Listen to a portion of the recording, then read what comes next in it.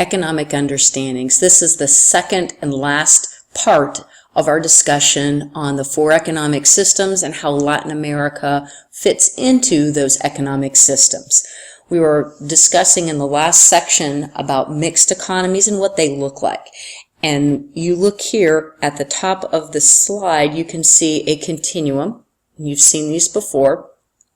On this side, you've got command. That means the government controls the businesses. And on this side, you've got market, and that means individual businesses, citizens own their own businesses, and they're free to make their own decisions. Here it's the other. The government tells them what to do, how much to make, who they're going to produce it for. Here it's the individual citizen. So in a mixed economy, there are many forms. Cuba, even though we know it's down here and it's a command economy, Cuba does allow, and their government does allow, some farmers to sell some extra goods. So if they meet their quota and they've met what the government has asked them to produce, then they are allowed to sell some extra on the side and make a little bit of a profit. Well, that's like a market economy. So that's why Cuba, although it's a command economy, is down here on the command side of the continuum, but they do have a little bit of freedom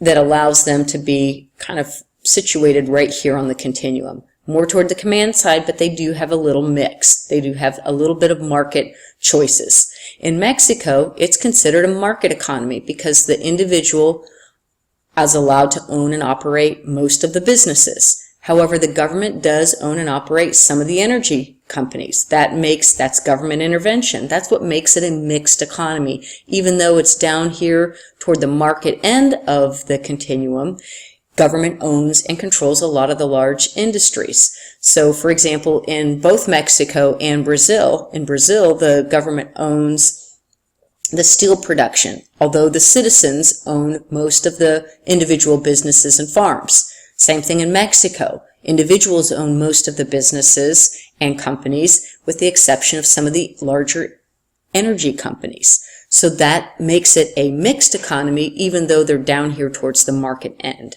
right here. Cuba's government controls nearly all the businesses. There are very few people who are allowed any freedom to operate and make a profit and own their own business. So they're down here. Brazil and Mexico, however, are on the other end, and they're down toward the market end, even though they're both still considered a mixed economy. The government has rules that govern businesses. In our country, for example, it's a good example. We have laws that protect consumers. We have laws that say you, as a child, don't have to work in a factory. We have child labor laws. We didn't used to have that. And so we have some protections that say students at your age, they don't need to be at school, they need to be in a factory. We have laws that say that's illegal now.